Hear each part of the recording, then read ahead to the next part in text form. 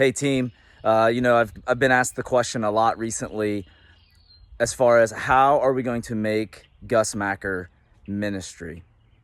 And you see, I feel like I was actually able to gain some clarity on that from the Lord just here today. So I wanted to share that with you as I've been wrestling through that. So yes, strategically, we do want to put some things in place. We want to have, a prayer team on site. We want to have a tent full of resources. And we also want to have somebody come in as a speaker that's going to share the gospel on Saturday evening. And yes, those things are good and we need to do those things.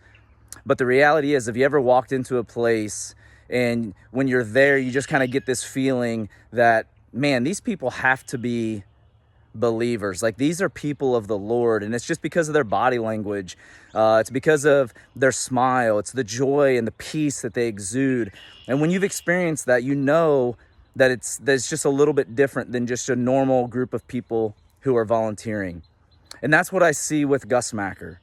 We need people there to come and to serve. We need you to come and to serve. Those people who love Jesus, to be there to just introduce people to the peace and the joy that comes from Jesus by just doing your task that maybe you've been given to do as a volunteer during the weekend. I mean, can you imagine if we have, water people that are running water back and forth to the courts that aren't just doing it because they feel like that's their job, but they actually genuinely want to check in on the official. They want to check in on the scorekeepers and make sure that they're doing well, that they don't need anything, and doing it with a heart that's really, truly selfless. Or speaking of those scorekeepers, imagine the scorekeepers being those who love Jesus.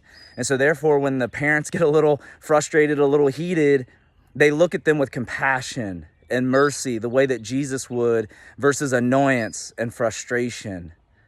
And then we have a registration team. Can you imagine the first impression a lot of parents and kids are going to receive at Gus Macker is those who they get introduced to at registration? That process could be chaos. It could be frustrating. It could be a line.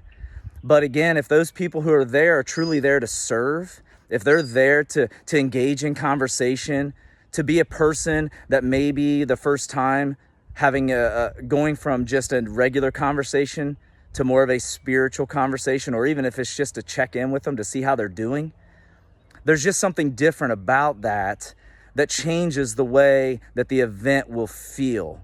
But in order for that to happen, we need you. Like, we need volunteers, those people who love Jesus and also believe in our mission and our vision with FCA. And so if you feel like you're being called by the Lord to join him in this event, we want you to join us. We need you to be there and to be a part of this and to live out the gifts and the calling that the Lord has given you. And Gus Macker and FCA is just the platform for you to do that. So would you join us that weekend? Would you sign up to volunteer and come with us as we try to introduce people to Jesus through a basketball tournament on the streets in Chillicothe?